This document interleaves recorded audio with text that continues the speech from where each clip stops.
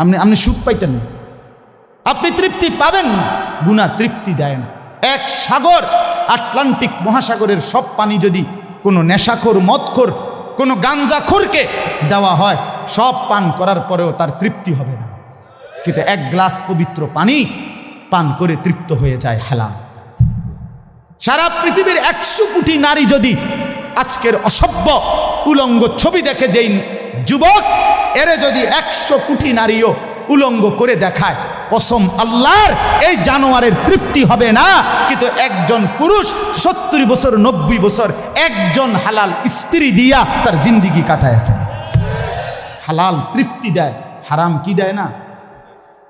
আল্লাহ আমাদেরকে বুঝ দান করে। অতএব আখেরাতকে বাদ না দেওয়া।